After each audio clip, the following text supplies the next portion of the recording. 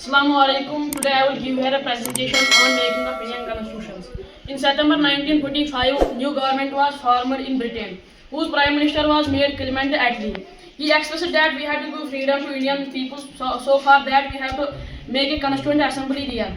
For that, he established a cabinet mission plan, a three-member committee under the leadership of Lord Patrick Lawrence. They arrived in India on 3rd of March 1946 and established a Constituent Assembly on 6th December 1946. The indirect elections were held for the members of Indian Constitution in July-August. On 9th December 1946, first meeting was held in which temporary president was made Dr. Satyendra Sinha because he was the oldest among the members of the assembly.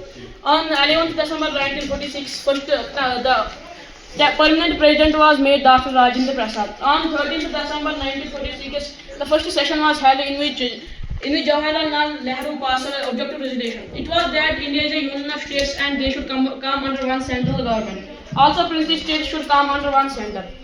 India will remain one nation, complete independence from British rule, and the rights of minorities will be safeguarded. Finally, on 27 January 1946,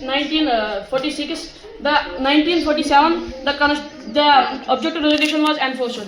On 29 August 1947, a seven-member committee was elected for the members of making the draft of Indian Constitution. For them, it took 2 years, 11 months, and 18 days to complete the final draft of Indian Constitution. On 26 November 1949, the Constitution was fully ready. On 26 January 1950, the Constitution was fully enforced. Approximately sum of 65 lakhs were spent on drafting and printing of Indian Constitution.